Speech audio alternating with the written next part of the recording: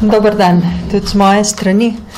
Vlada je danes obravnavala kar nekaj tem z področja dela Ministrstva za finance. Osredotočila bi se rada predvsem na področje dogovarjanja z Evropsko komisijo glede izpolnjevanja zavez, ki so bile sprejete ob podelitvi državne pomoči v letu 2013. V zvezi z to temo sem vladi danes predstavila poročilo o mojih pogovorih z komisarko Vestagerjevo v ponedeljek in pa predstavila predlog odgovora, formalnega odgovora, ki ga mora Slovenija posredovati Evropski komisiji jutri do konca delovnega dne.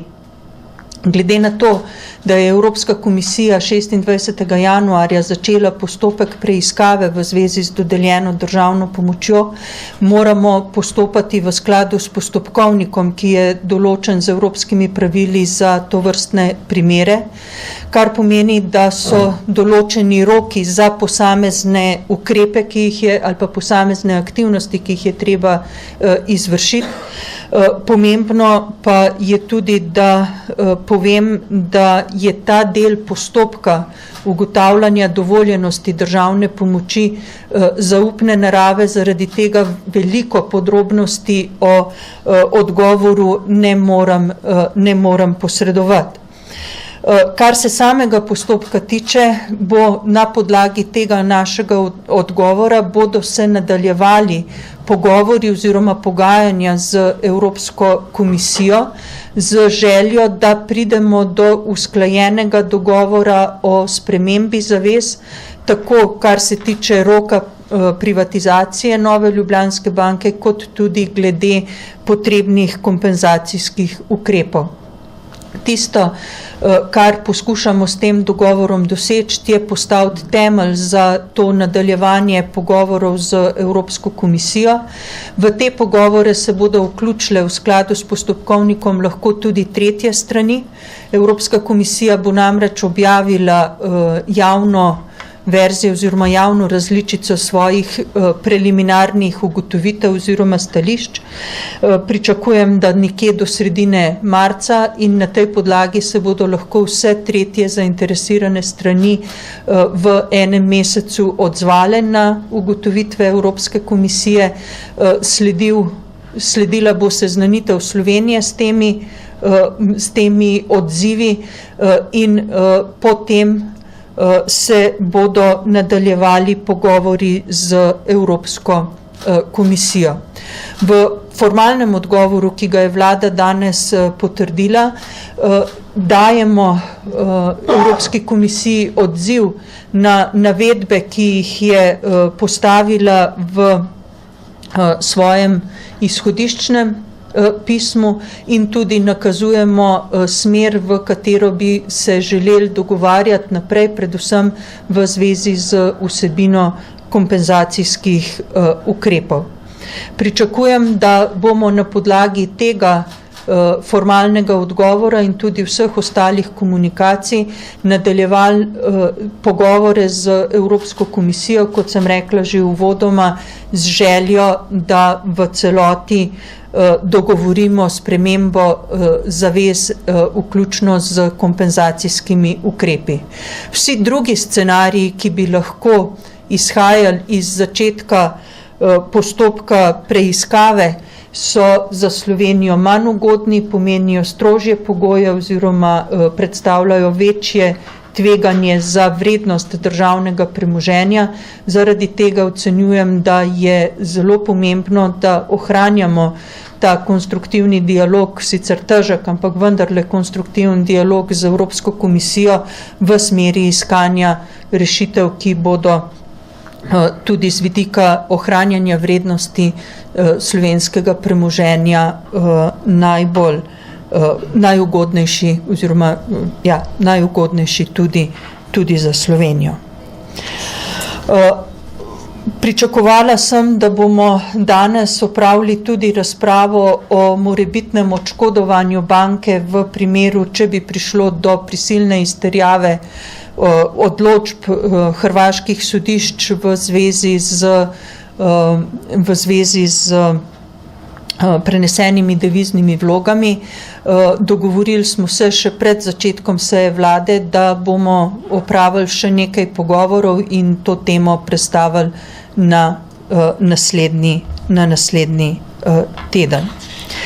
Dovolite pa mi, glede na to, da je včeraj Statistični urad Republike Slovenije objavil prve podatke o gospodarski rasti in druge makroekonomske kazalce za leto 2017, da se na kratko dotaknem tudi tega.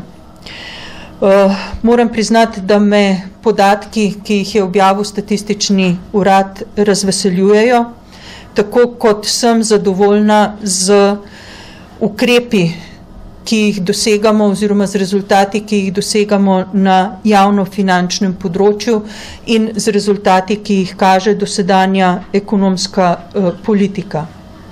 Vendar pa, podobno kot sem opozarjala tudi že pri objavi četrtletnih podatkov, tudi pri objavi letnega podatka, ne morem mimo opozorila, da moramo kljub tem ugodnim gibanjem ohraniti zelo fokusirano javnofinančno in ekonomsko politiko. Država je že bolje, kot je bila leto ali dve nazaj, pripravljena na spopadanje z morebitno naslednjo ekonomsko krizo oziroma obratom v ekonomskem, v gospodarskem ciklu. Po moji oceni pa ni še pripravljena dovolj. Raven zadolženosti je še vedno visoka, presežek letos načrtujemo v nominalni vrednosti v državnem proračunu dobrih 50 milijonov, kar je dober dosežek, ampak za spopad z naslednjim obratom v ekonomskem ciklu to nikakor ni dovolj.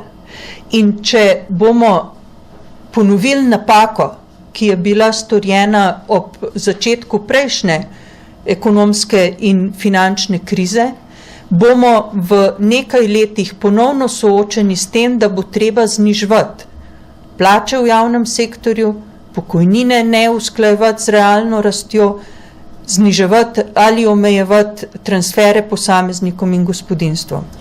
Temu bi želela, da se izognemo.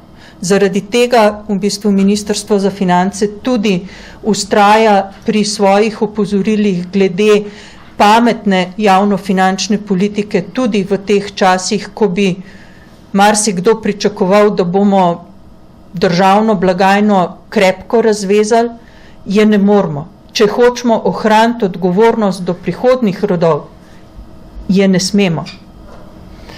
In zaradi tega, ker ocenjujem, da spoštovanje tega fiskalne usmeritve ni zgolj naloga Ministrstva za finance, ampak vseh deležnikov, ki vplivajo na prihodkovno in odhodkovno stran državnega proračuna, nameravam še v tem tednu predlagati tako državnemu zboru kot vladi, da okrepimo določbe zakona o javnih financah, novele zakona o javnih financah, ki je bila sprejeta prejšnji mesec v državnem zboru, na način, da bi v poslovniku državnega zbora za zakone, v poslovniku vlade pa za vladna gradiva določili, da kdorkoli predlaga zakon ali drugi akt z znatnimi finančnimi posledicami, da mora v bistvu predstaviti tudi posledice takega akta za fiskalno stabilnost države oziroma predlagati ukrepe, kako se ta fiskalna stabilnost ponovno vzpostavi. Hvala lepa. Odlično, hvala ministrici za finance. Vprašanje za ministrico na točke iz pristojnosti ministrice za finance. Potrebujemo, če pa prvo vprašanje, lahko vsaj kaj okvirno poveste, kaj približno vsebuje ta odgovor, ki ga bomo do jutri poslali v Bruselj. Drugo vprašanje, zakaj tudi danes ni bilo govora o hrvaških varčevalcih, stvar nikakor ni nova, en krog ste že tekli v času prodaje, se zapleta tudi zaradi Desusa in ministra Karla Erjavca. In pa tretje vprašanje, ali ste danes, glede na to, da je to vaša pristojnost, kaj razširili finančni okvir v pogajanjih z javnim sektorjem, oziroma ste vi dali kakšen nov, glede na to tudi nova pogajalka glavna, je kakšen nov finančni okvir, v okviru katerega se lahko pogajajo? Hvala lepa za vprašanja. Kar se tiče okvirne vsebine odgovora, izhajamo iz zavez oziroma iz predloga, ki smo ga posredovali Evropski komisiji že v decembru lanskega leta. Predlog smo okrepili glede na to, da je Evropska komisija ocenjevala predvsem, da je treba bolj uravnotežiti odlog prodaje z ustreznimi kompenzacijskimi ukrepi, smo predvsem temu področju posvetili največ pozornosti. Izhajali smo iz opozoril, ki jih je Evropska komisija navedla v naših dosedanjih komunikacijah in sem jih tudi že javno predstavila, namreč daljši odlog, kot zahtevamo, hujši, ostrejši, težji, morajo biti kompenzacijski ukrepi. Tako kot sem omenila uvodoma, smo temo prenesenih deviznih vlog odprli pred začetkom same seje vlade in se dogovorili, da bomo opravili še nekaj pogovorov tekom prihodnjega tedna in računam, da bo vlada v naslednjem tednu obravnavala tudi to vprašanje. Vprašanja se pojavljajo z različnih strani, tako da ne bi se osredotočala zgolj na posamezne člane vlade. Kar se tiče okvira za pogajanja glede plač v javnem sektorju, gre za temo, kjer je glavna pogajalka generalna sekretarka vlade in bi želela njej prepustiti možnost, da tudi komunicira javno vse elemente teh plačnih pogajanj. Hvala lepa. Izvolite naprej, Miha Jenko, Delo. Ja, gospa ministrica, niste prav veliko povedali glede privatizacije NLB, pa me vseeno zanima, kakšna je zdaj pozicija vlade, ne? Ali je pripravljena privatizirati 50% NLB še v letošnjem letu? Vlada mi je dala pogajalski mandat, da nadaljujem pogovore z Evropsko komisijo glede rokov za izpolnitev prodajnih zavez. Izhodišče je še vedno stališče, kakršno je bilo oblikovano v decembru lani. Ostalo pa je stvar naslednjih krogov pogovorov z Evropsko komisijo. Izvolite naslednje vprašanje. Sanja Hrgota, Planet TV. Jaz bi se mogoče navezala na ta pogajanja, vendarle finančna ministrica ste, mogoče samo, če že ne morete konkretne številke, pa to vsaj poveste, veste, kakšne so želje na strani sindikatov in mogoče, če se je vlada z novim mandatom vsaj približala, da je to lahko vzdržno, ker vemo, da drugače ne gre, pa mogoče, če nam poveste, kaj se dogaja s priznanjem Palestine, ki jo gospod Erjavec skuša tolikokrat že uvrstiti na dnevni red vlade. Zelo težko in zelo nehvaležno je komentirati teme, ki so v pristojnosti drugih ministrstev, kar se tiče izhodišč za pogajanja oziroma stališč v zvezi s pogajanji z javnim sektorjem. So bila danes izhodišča za pogajanja potrjena soglasno, torej sem tudi sama glasovala za izhodišča. Verjemite pa, da fiskalnega prostora za to, da se naslovi preko 900 milijonov evrov težke pogajalske zahteve sindikalne strani ni. In skupaj se bomo morali potruditi, da bomo fiskalni prostor ustvarili. Ne glede na pogajanja, ki tečejo, to sem tudi že večkrat javno povedala, je v blagajnah javnega financiranja so zagotovljena sredstva za približno 4% rast mase sredstev za plače v javnem sektorju v letošnjem letu. In to je zagotovljeno. Kar pa se tiče Palestine, pa lahko samo potrdim, da je vlada gradivo obravnavala, je pa gradivo interne narave in ne morem govoriti o vsebini. In potrdila. Vesna Zadravec. Jaz bi vas vprašala, ministrica, kakšne kompenzacijske ukrepe lahko še ponudimo Evropski komisiji, da ta ne bo ustrajala, da prodamo NLB še letos? po vašem mnenju, drugo vprašanje po vašem mnenju, kakšna je realna možnost, da bomo NLB prodali letos, torej da bo Evropska komisija zahtevala prodajo letos. Potem bi vas vprašala, kako po vašem mnenju bi moglo reševati te hrvaške varčevalne vloge oziroma tožbe, so to poroštva oziroma jamstva. In pa četrto vprašanje me pa zanima, ali se politika zaveda, da bo NLB morala oblikovati rezervacije in da bo zaradi tega manj dividend v proračunu iz naslova tožb? Kar se tiče vsebine odgovora, žal ne moram biti zelo podrobna. Izhodišče, kot sem rekla, je predlog, ki ga je vlada oblikovala v mesecu decembru in pa seveda tudi izhodiščna odločba Evropske komisije iz leta 2013. Kar se tiče prodajnega postopka, v tem trenutku težko karkoli rečem. Pogajanja glede rokov bomo nadaljevali in o posameznih fazah pogajanj bom seveda sproti obveščala tudi kolege na vladi. So vendarle skupne, ne zgolj odločitve Ministrstva za finance. Glede prenesenih deviznih vlog ne bi rada prejudicirala odločitev, ki bi morale biti sprejete v naslednjem tednu. Potrdim pa lahko, da nisem vladi predlagala garancije oziroma jamstva, kakršno sem predlagala v maju preteklega leta. In, prostite, četrto vprašanje mi je šlo. Pravi oblikovanje rezervacij, zmanjševanje dobička in seveda zmanjševanje dividend. Oblikovanje rezervacij je, bom rekla, kategorija, ki naj zagotavlja posameznemu gospodarskemu subjektu, da ga ne presenetijo kakšni nepričakovani izdatki. Obseg oblikovanja rezervacij je odvisen od tega, kako visoka je verjetnost, da bo do neke poplačila neke obveznosti prišlo oziroma ne bo prišlo. In